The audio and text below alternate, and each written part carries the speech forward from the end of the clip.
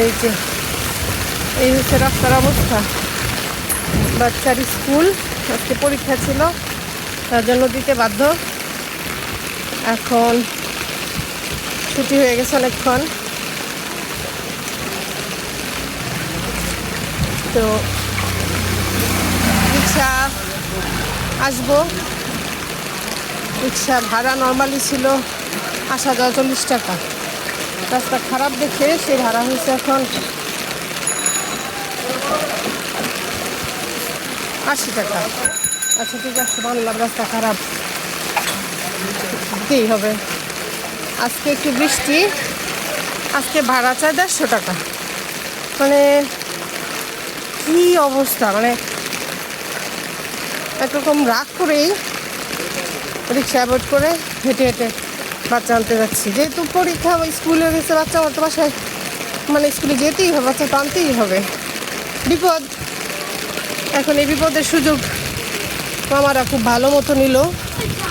তা আমিও কম না, হ্যাঁ আমি একটু প্রতিবাদী মানুষ। তো এই যে একটা অন্যায়, একটা বিপদের সময় যে তারা সুযোগটা নিতেছে, এই যে একটা অন্যায়, এই প্রতিবাদের কারণে এই যে হাঁটা ধরছি।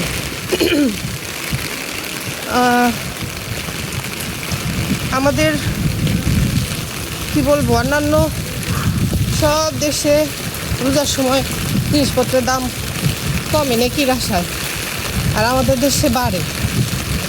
তো ওই দেশের মানুষ হিসেবে তো এগুলো অভ্যস্ত, কিন্তু এই যে মাত্রা অতিরিক্ত কিছুই তো ভালো লাগে না, তাই না?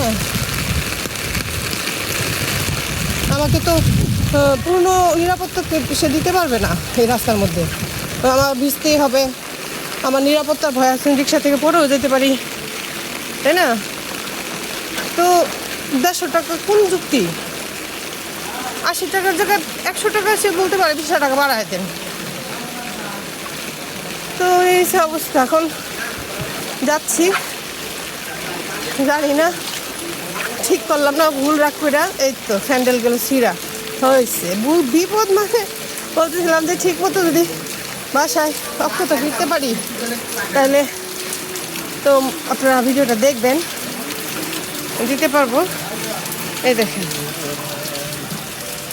দেখছেন কত ভালো। ঠিক আছে, যাই আজকে, দেখি আরও অনেক যুদ্ধ বাকি আছে, সামনে আরও অনেক পথ যেতে হবে। এখন এতটুকু দেখার তো কারো ধৈর্য নাই, 3 সেকেন্ডের বেশি। এখন কি করব, 3 সেকেন্ডে তো সব কিছু বলা যায় না, সব কিছু দেখানো যায় না। ও মা গো, এখানে কত পানি। তো এই আর কি, যাই। ওকে, আল্লাহ হাফেজ।